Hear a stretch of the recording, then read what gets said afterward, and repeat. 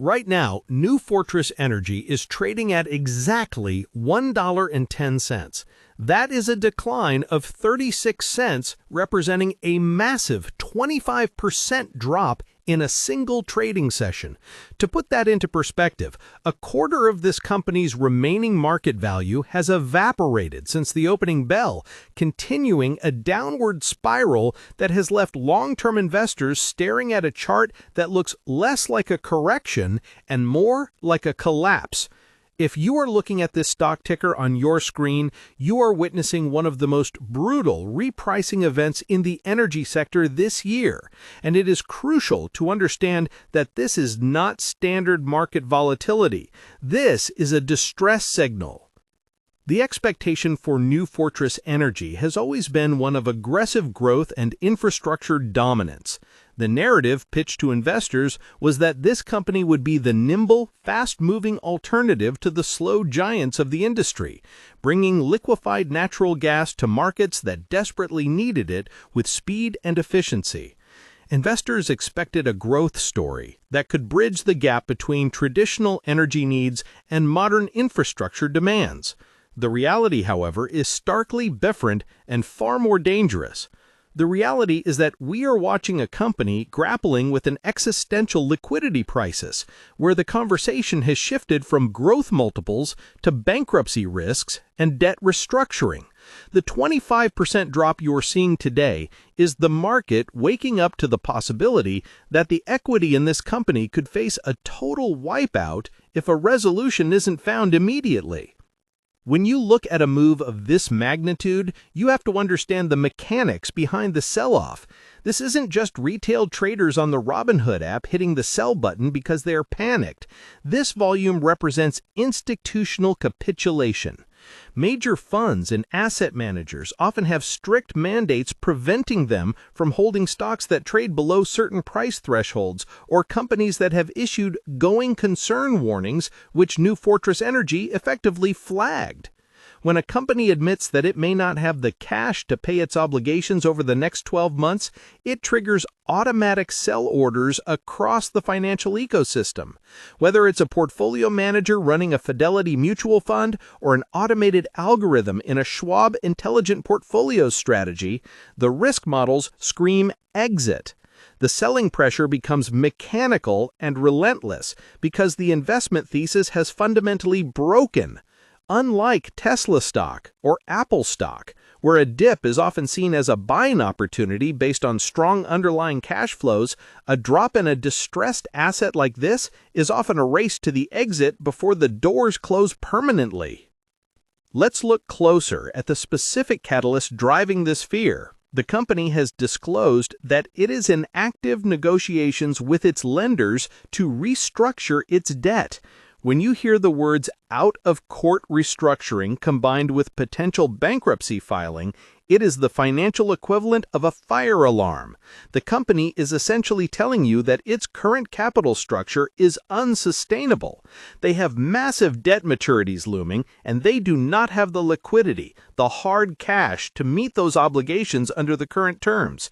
They are trying to convince their creditors to give them more time or to swap debt through equity. But creditors are sharks. They generally do not give concessions without taking a pound of flesh, and that pound of flesh usually comes at the expense of the common shareholder. If you are an individual investor using Interactive Brokers or SoFi Invest, you are at the bottom of the capital stack. Bondholders get paid first, and if the company files for Chapter 11 protection, the equity often goes to zero. That is the fear driving the stock down to $1.10 today. To understand how we got here, we have to look at the business model itself. New Fortress Energy was built on the idea of fast LNG. The concept was brilliant on paper.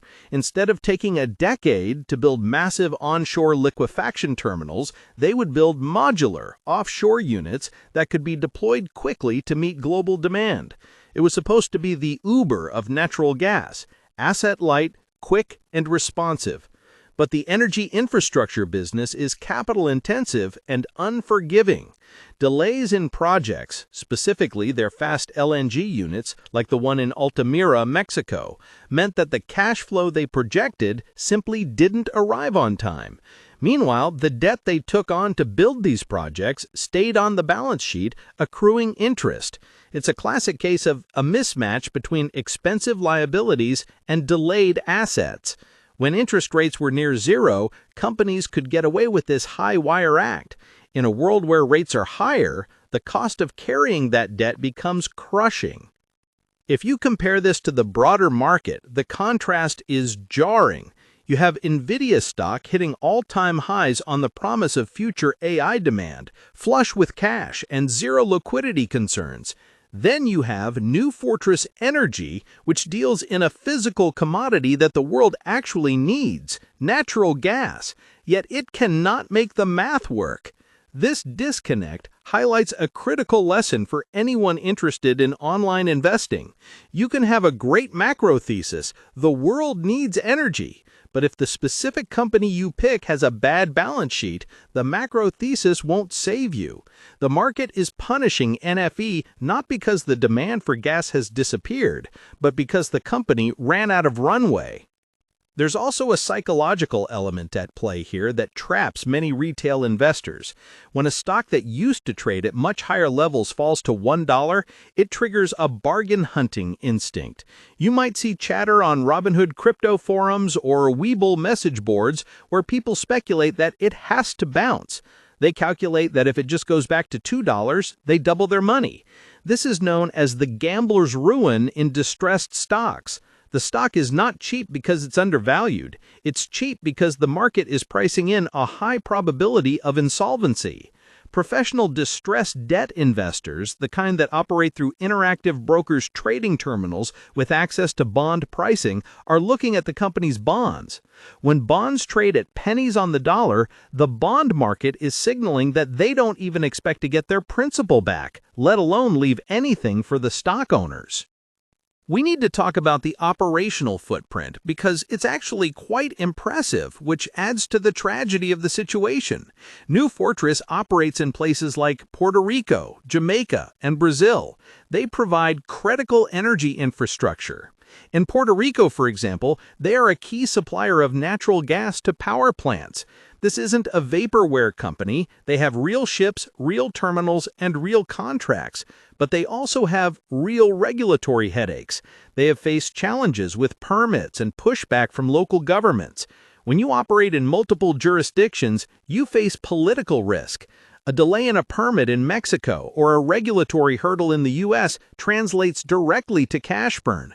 For a company with a fortress balance sheet, these are annoyances. For a company living on the edge, they are life-threatening injuries. The immediate future for New Fortress Energy is binary. There is no middle ground anymore. Scenario A, they managed to pull a rabbit out of the hat. They convinced their lenders to extend the maturities. Perhaps they sell a major asset like the Brazilian operations or the Puerto Rico power plants to raise quick cash, and they survive as a zombie company for a few years while they pay down debt. In this scenario, the stock might rally purely on relief, seeing a short squeeze that rewards the brave. Another scenario, and the one the market is pricing in today with this 25% drop, is that the lenders take the keys.